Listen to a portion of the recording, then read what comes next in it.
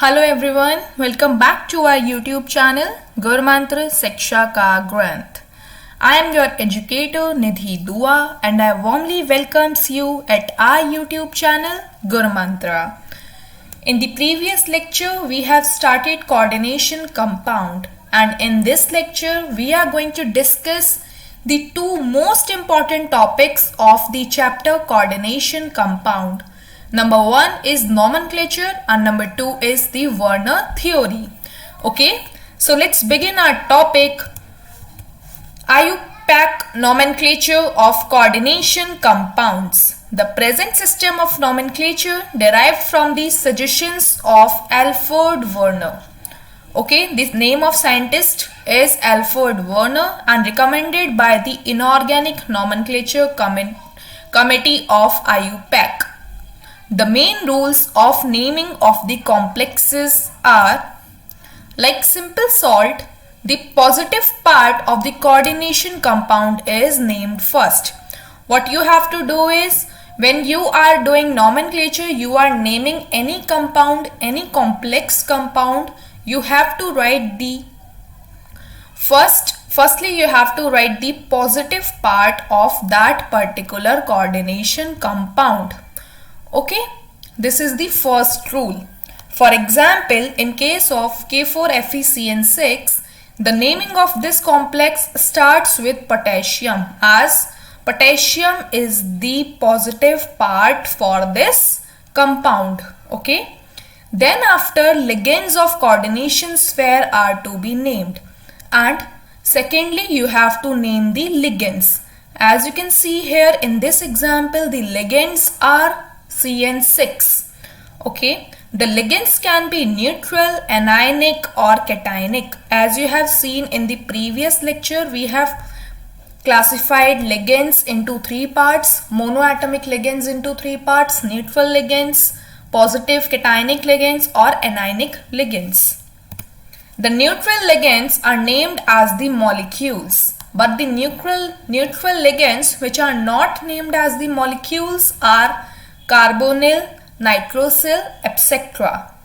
Anionic ligands ending with "ide" are named as replacing "ide" with suffix "o". Okay, this you have seen in the previous lecture. Next is ligands whose names end in "ite" or "ate" becomes "ito", that is replacing the ending "e" with "o". This is very important. For example, as you know, CH3COOH is your acetate group. When you replaces the acetate E with O, this becomes acetato, as acetate group is the acetate ion is the anionic form or anionic ion. So this is CH3COO, that is acetato. Positive ligands naming ends in "ion". For example, NH2NH3 is hydrozonium and NH3NH3 is hydrazine. Okay, if ligands are present more than once, then their repetition is indicated by the prefixes like di, tri, tetra, etc. This is the next rule for naming of the nomenclature of complex compounds. However, when the name of ligands includes a number of dipyridyl, ethylene, diamine, then bis, tris, tetrakis are used in place of di, tri and tetra, etc. In case of chelating ligands or ligands having di, tri, tetra in their names, the prefixes bis, tris, tetrakis are used before the ligands placed in the parenthesis. For example, as you can see here, this diagram has the naming bis-ethylene diamine, cobalt-3, mu-amido, mu-hydro-bis, ethylene diamine, cobalt-3 sulfate. These Roman number indicates the oxidation number or oxidation state. When more than one type of ligand is present in the complex, then the ligands are named in the alphabetical order. For example, if you have more than one ligand in a complex compound, then you have to write that particular ligand first which has the minimum alphabetical order. Means if any compound, if any ligand starts with the letter A and second ligand starts with the letter D, then you have to firstly write the name of the ligand that starts with A. Okay, after naming of ligand, the central metal ion is to be named. First of all, you have to write the positive part, then you have to write the name of ligand, then after the naming of ligand, you have to write the central metal ion named, followed by its oxidation state in Roman numbers in bracket. First of all, you have to write the name of positive part. After that, you have to write the name of ligand, and name of ligand should be in alphabetical order. After that, you have to write the central metal ion name with the oxidation state written in brackets with Roman numbers. If the complex is neutral or provides a cationic complex ion, then the central metal ion is to be named as it is. And if the complex provided by the anionic complex ion, then the name of central metal ions end in A8. Means if any compound that is neutral or positive or cationic, then it should be named as it is. While if it is anionic complex, then its central metal name ends with 8. After the naming of central metal ion, anion which is used outer sphere is to be named. So from this you can conclude, first of all you have to write the name of positive part, after that you have to write the name of ligand, then after you have to write the central metal ion, and after the central metal ion you have to write the name of anionic part which is outer sphere. Okay, these are the some rules to write the nomenclature. For example, as you can see here, K4FeCN6. First of all, what you have to do? First of all, you have to write the name of positive part, that is potassium. After that, the name of ligand. Now, as you can see here, there are 6 ligands present, that is cyano.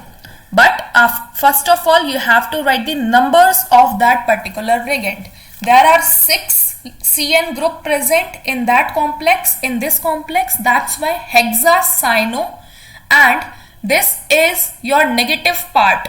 K4, when you break this will become K4 plus and this will become FeCN6 minus. That is why this is anionic group, negative group.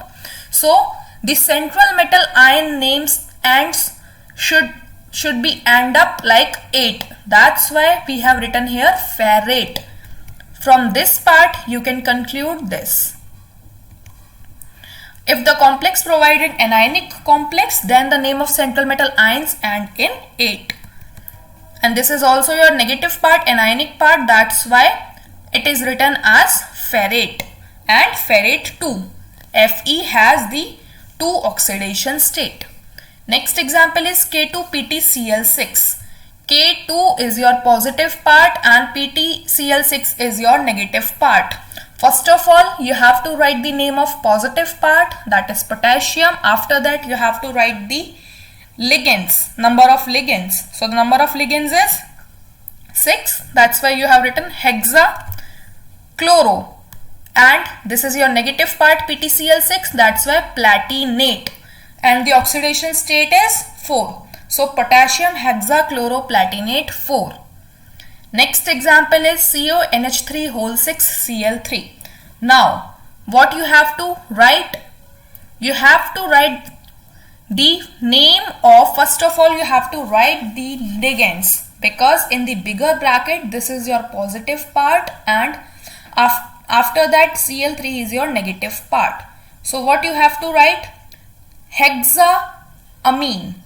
This is your cobalt. This is positive part. So the name of central metal ion should be as it is. That's why hexaamine cobalt chloride. And after the naming of central metal ion, you have to write the oxidation state present in it in Roman numbers. That's why you have written hexaamine cobalt 3 chloride. Next is K3CONO2(6). Now as you can see, this is the positive part, K3. That's why we have written potassium. Now the naming of ligand. that is hexanitro. Now after that the naming of central metal ion, that is cobalt. So this is your negative part, that's why cobaltate third, and third is the oxidation state. Okay, next is NiCl4 minus 2. Now what you have to write? The naming of ligand tetrachloronickeltate. This is your anionic complex tetrachloronickeltate, and the oxidation state present here is 2, that's why 2 ion. Okay, this is about the naming of complex ions. Now as you can see here, these are the some more examples of the coordination compounds. In this particular slide, you have to write the name of K2HgI4. This K2HgI4 is also known as Nessler's reagent. Okay, and the normal naming is according to IUPAC potassium tetraidomercurate second. Now I hope you all are cleared about the nomenclature of complex ions.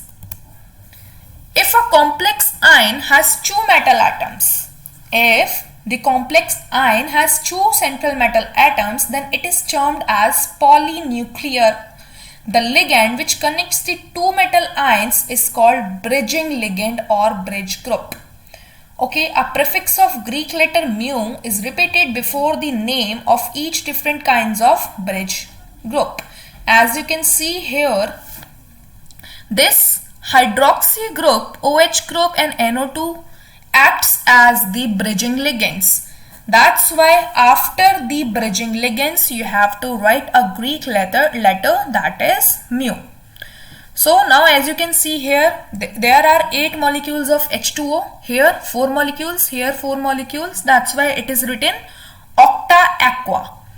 After you have to write the bridging group, that's why hydroxo, and after hydroxo, before hydroxo you have to write the mu, and before nitrido you have to write the mu, because these are the bridging ligands. And after that you have to write the oxidation state and then the anionic group, that is sulfate. Okay, that's why the naming is octa aqua mu, hydroxo mu, nitrogen, iron, third sulfate.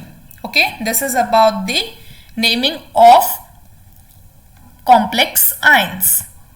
Now bonding in coordination compound. We will discuss 3 types of bonding in coordination compound. Number 1 is Werner theory, after that valence bond theory, and after that we will discuss about the crystal field theory. And in this lecture we will discuss about the Werner's theory. The important postulate of Werner theory are: the central metal or metal atoms in coordination compound shows 2 types of valencies. They are primary and secondary valency. A negative ion satisfies the primary valency, and on the other hand a negative ion or neutral molecule satisfies the secondary valencies. Okay, so central metal has 2 valencies. This can be concluded by the Werner's theory. Number 1 is primary valency. Primary valency is simply your oxidation state. The oxidation state present in a complex coordination compound. And this primary valency is satisfied by the anions that are ionizable in nature. And the secondary valency, that is your coordination number, is satisfied by the number of ligands, that is non-ionizable. Okay, this was concluded by Werner's. Now for example, if you can see here, the coordination compound given is COH2O5Cl Cl2.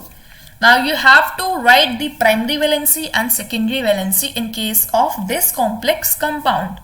The oxidation state present in this compound is +3. You have to calculate the oxidation state, and the coordination number is 6. As you can directly see here, this 5 molecules of H2O and this one chlorine coming inside the large bracket is your secondary valency or the number of ligands. So the coordination number is 6.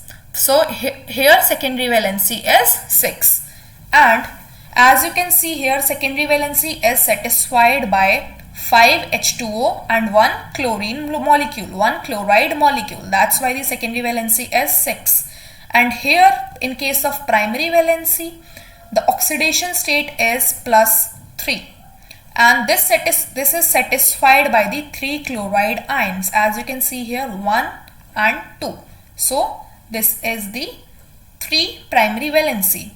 Here you have to conclude that 1 chloride shows the dual nature. Here this 1 chloride molecule, here this 1 chlorine molecule acts as the primary valency and also acts as the secondary valency. So this is about the Werner's theory. Also, if you talk about the limitation of Werner theory, it fails to explain the magnetic, color and optical properties shown by the coordination compounds. It failed to explain the reason why all the elements don't form coordination compound. It fails to explain the directional properties of bonds in coordination compounds. So, to overcome all these limitations, valence bond theory came in nature, and after valence bond theory, crystal field theory explains the next limitations. Okay guys, so this was all about the IUPAC and the Werner's theory. Now, in case if you are new here at our YouTube channel, please do like, share and subscribe. You can also join our Telegram channel Gurmantra for more new updates related to your exam. And if you have any query, please mail us on tanijanehaofficial@gmail.com. Now, if you are preparing for CSIR UGC NET, please do follow Neha Taneja ma'am on Unacademy platform. She is one of the best educator over there.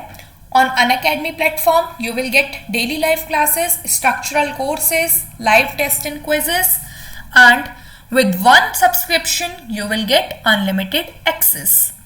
If you are interested, you can go through with this detailed paid classes. The information is given to you on your screen, and while taking this detailed paid classes, please use the referral code NEHA, that is NEHA, and after using this referral code, you will get extra 10% discount on total fee. Thank you very much guys. I hope you liked the video.